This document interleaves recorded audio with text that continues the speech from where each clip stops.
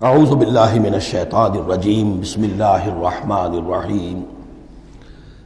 سورہ بقرہ کے 5ویں رکوع سے اور 14ویں رکوع تک تو مسلسل بلکہ 15ویں رکوع کی بھی پہلی 2 آیات شامل کرنی ہوں گی۔ یہ 10 رکوعوں سے 2 آیات زائد ہیں کہ جن میں خطاب کل کا کل بنی اسرائیل سے ہے۔ البتہ اس میں یہ فرق ہے کہ پہلا رکوع جو ہے وہ ان کو دعوت پر مشتمل ہے، نبی اکرم صلی اللہ علیہ وسلم پر ایمان لانے کی پرزور دعوت۔ بقیہ یہ 9 رکوع جو ہیں یہ ان پر فرد قرارداد جرم ہے جو عائد کی جا رہی ہے۔ ہم نے تمہارے ساتھ یہ احسان و اکرام کیا، تم پر یہ فضل کیا، یہ کرم کیا، تمہیں یہ حیثیت دی، تمہیں یہ مقام دیا، تم نے اس طور سے اپنے اس مشن کی خلاف ورزی کی، اپنے مقام اور مرتبے کو چھوڑ کر اور دنیا پرستی اختیار کی۔ یہ جو 9 رکوع ہیں ان میں بنی اسرائیل کی تاریخ کا تو یوں سمجھیے کہ ایک بہت بڑا حصہ اور نمایاں اس کے فیچرز آئیں گے، لیکن یہ سمجھ لیجئے کہ اصل میں یہ امت مسلمہ کو بھی ایک پیشگی تنبیہ ہے کہ کوئی مسلمان امت جب بگڑتی ہے تو یہ چیزیں اس میں آ جاتی ہیں۔ چنانچہ احادیث موجود ہیں حضور کی، لَيَأْتِيَنَّ عَلَىٰ أُمَّتِي مَا أَتَىٰ عَلَىٰ بَنِي إِسْرَائِيلَ حَزْوَ النَّعْلِ بِالنَّعْلِ۔ میری امت پر بھی وہ سب حالات وارد ہوں گے جو بنی اسرائیل پر آئے، بالکل ایسے جیسے ایک جوتی دوسری جوتی سے مشابہ ہوتی ہے۔ ایک اور حدیث میں فرمایا لَتَتَّبِعُنَّ سُنَنَ مَنْ قَبْلِكُمْ، تم لازماً اپنے سے پہلوں کی پیروی کرو گے۔ اور اس میں اس حد تک بھی آپ نے وضاحت کر دی کہ اگر وہ سابق امت مسلمہ، سابق امت اگر وہ گوہ کے بل میں گھسی تھی، تم بھی گھسو گے، اور اگر ان میں کوئی بدبخت ایسا اٹھا جس نے اپنی ماں سے زنا کیا تو تم میں سے بھی کوئی شقی ایسا ضرور اٹھے گا جو یہ حرکت کرے گا۔ اس اعتبار سے ان رکوعوں کو پڑھتے ہوئے یہ نہ سمجھیے یہ اگلوں کی داستان ہے، پچھلوں کی کہانیاں ہیں، نہیں۔ خوش طرح باشد کے سر دل براں، گفت آیت در حدیث دیگراں، یہ ہمارے لیے ایک آئینہ ہے اور ہمیں ہر مرحلے پر سوچنا ہوگا، دروبینی کرنی ہوگی، انٹروسپیکشن، کہ کہیں اسی گمراہی میں ہم مبتلا تو نہیں، دیکھتے جائیے گا۔ دوسرا نقطہ پہلے سے یہ سمجھ لیجئے، یہ جو 2 آیتیں میں نے 6 رکوع کی تلاوت کی ہیں، بعین ہی یہی 2 آیتیں 15ویں رکوع میں آئیں گی، اور اس کو یوں سمجھیے کہ یہ 2 بریکٹس ہیں۔ 9 رکوعوں کا مضمون ان 2 بریکٹس کے درمیان ہے۔ یہ 2 آیتیں یہاں سے بریکٹ شروع ہو رہی ہیں، وہ 2 آیتیں ان پر بریکٹ ختم ہو رہی ہیں، بعین ہی وہی آیات۔ ایک آیت میں تو شوشے کا بھی فرق نہیں، دوسری آیت میں صرف ترتیب بدلی ہے، مضمون وہی ہے۔ اس کے مابین جو کچھ ہے، اس سے باہر یہ جو 5واں رکوع تھا، اس کے مضامین گویا کہ ضرب کھا رہے ہیں بریکٹ کے اندر کے سارے مضامین سے۔ یہ حساب کا بہت ہی عام فہم سا قاعدہ ہے، بریکٹ کے باہر کوئی رقم لکھی ہوئی ہے جس کے بعد کوئی زبر، کوئی جمع یا تفریق اگر نہیں ہے تو وہ ضرب کھائے گی، بریکٹ کے اندر جتنی بھی ویلیوز ہیں ان کے ساتھ ضرب کھائے گی۔ تو گویا کہ ہر قدم پر حضور پر دعوت، ایمان لانے کی دعوت اس پورے معاملے میں موجود ہے، اس لیے کہ اس میں بعض آیتیں ایسی آ گئی ہیں، ایک زیادہ نمایاں ایک کم نمایاں، جن سے کچھ لوگوں کو مغالطہ ہوا یا کچھ لوگوں نے فتنہ پیدا کیا جان بوجھ کر۔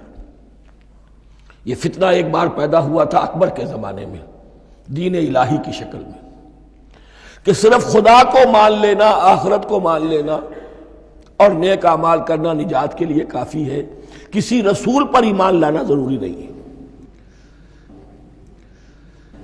یہ صوفیاء میں بھی یہ فتنہ بہت بڑے پیمانے پر آیا۔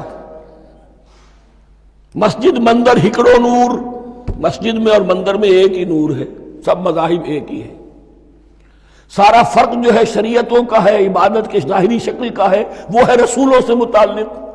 رسولوں کو بیچ میں سے نکال دیجئے تو یہ دین الہی رہ جائے گا، اللہ کا دین۔ اتنا بڑا فتنہ تھا کہ جب ہندوستان میں سیاسی اعتبار سے، حکومت کے اعتبار سے مسلمانوں کا اقتدار چوٹی پر تھا، کلائمیکس پر، اکبر اعظم۔ اس وقت یہ دین الہی کا فتنہ اٹھا کہ دین محمدی کا اب دور ختم ہو گیا، وہ 1000 سال کے لیے تھا، 1000 سال پورے ہو گئے، اب الف ثانی ہے، دوسرا 1000 سال ہے، اس کے لیے نیا دین ہے، اسے دین اکبری بھی کہا گیا اور دین الہی بھی کہا گیا۔ اور اس میں ایک آیت آئے گی جس سے استدلال کیا ہے کچھ لوگوں نے۔ اس صدی میں پھر یہ فتنہ اٹھا تھا گاندھی کے فلسفے کے ذریعے سے، اور ایک بہت بڑا نابغہ انسان مسلمانوں میں سے، بہت بڑا نابغہ، جینیس، ابوالکلام آزاد، وہ بھی اس فتنے کا شکار ہو گیا۔ متحدہ قومیت، چنانچہ گاندھی اپنی پرارتھنا میں کچھ قرآن کی تلاوت بھی کراتا تھا، کچھ گیتا بھی پڑھواتا تھا، کچھ اپنشدوں سے، کچھ بائبل سے، کچھ گرو گرنتھ سے، معلوم ہو یہ سب ٹھیک ہے، سب ایک ہے، سب لوگوں کو ایک ہونا چاہیے، ایک قوم ہونا چاہیے، مذہب تو انفرادی معاملہ ہے، کوئی مسجد میں چلا جائے، کوئی مندر میں چلا جائے، گردوارے میں چلا جائے، کوئی چرچ میں چلا جائے، کوئی سینیگاگ میں چلا جائے، کیا فرق واقع ہوتا ہے؟ اس کا توڑ یہی ہے کہ سمجھ لیجئے یہ جو 7 آیتیں ہیں 5ویں رکوع کی، یہ ہے بریکٹ کے باہر، اور یہ ضرب کھا رہی ہے مسلسل۔ اس بریکٹوں کے درمیان جتنی بھی مضمون آ رہا ہے وہ سب ان کے تابع ہوگا، گویا کہ جہاں تک حضور پر ایمان لانے کا معاملہ ہے وہ انڈرسٹوڈ سمجھا جائے گا، مقدر سمجھا جائے گا ہر مرحلے پر ان 2 بریکٹوں کے مابین۔ اب چلیے بسم اللہ۔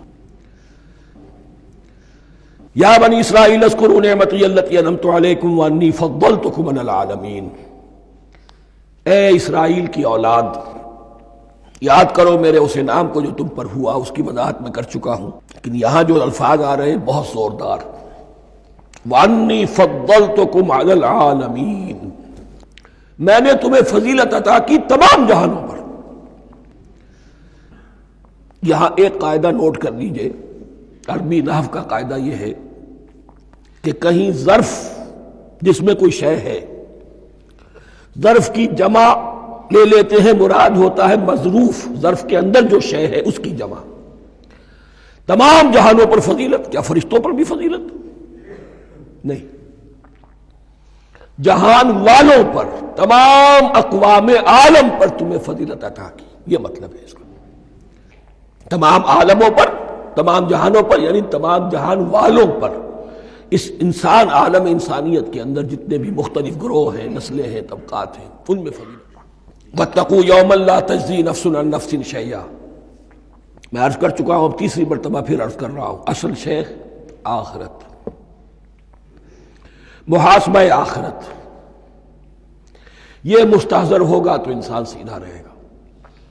کس میں کمزوری آ جائے، ضعف آ جائے، تو باقی ایمان باللہ، ایمان بالرسالت، یہ نہ معلوم کیا کیا شکلیں اختیار کر لیں۔ دیکھیے اس آیت کے اندر 4 اعتبارات سے محاسبہ آخرت کا زور ہے۔ وَاتَّقُوا يَوْمًا، ڈرو اس دن سے، لا تجزی نفس عن نفس شیئا، جس دن کوئی جان کسی دوسرے کے کام نہ آ سکے گی، ولا يقبل منها شفاعہ، اور نہ کسی سے کوئی سفارش یا شفاعت قبول کی جائے گی، کیٹیگوریکل ڈینائل، ولا يؤخذ منها عدل، نہ کسی سے فدیہ قبول کیا جائے گا، ولا هم ينصرون، اور نہ انہیں کوئی مدد مل سکے گی۔ ہم نے طرح طرح کے عقیدے، شفاعت باطلہ کا تصور، اہل عرب سمجھتے تھے ہمیں یہ فرشتے جو ہے خدا کی بیٹیاں ہیں، یہ لات اور منات اور عزا، ہم نے ان کے بت بنا رکھے ہیں، پوچھتے ہیں یہ اپنے ابا جان سے اللہ کی بیٹیاں ہیں نا، لاڈلی بیٹیاں، چھڑا لیں گے ہمارے ہاں بھی تصور ہے اولیاء اللہ چھڑا لیں گے۔ یا شفاعت باطلہ، خود حضور کی شفاعت کے بارے میں جو غلط تصورات ہیں، ایک شفاعت حقہ ہے، اس کی وضاحت کا یہ موقع نہیں ہے، وہ آیت الکرسی پہ جب ہم پہنچیں گے انشاءاللہ تعالیٰ اسی سورہ مبارکہ میں تو اس کی وضاحت بھی ہوگی۔ یہ سارے جو ہم نے جو گھڑ رکھے ہیں خیالات، ان کی نفی اس آیت کے حوالے سے کی۔ وَاتَّقُوا يَوْمًا لَا تَجْزِي نَفْسٌ عَن نَفْسٍ شَيْئًا، کوئی انسان دوسرے انسان کے کام نہیں آ سکتا، وَلَا يُقْبَلُ مِنْهَا شَفَاعَةٌ، کسی جان کی طرف سے کوئی سفارش قبول نہیں ہوگی، ولا یؤخذ منها عدل، نہ کوئی فدیہ قبول کیا جائے گا، ولا هم ینصرون، نہ انہیں کوئی مدد مل سکے گی۔ صدق اللہ العظیم۔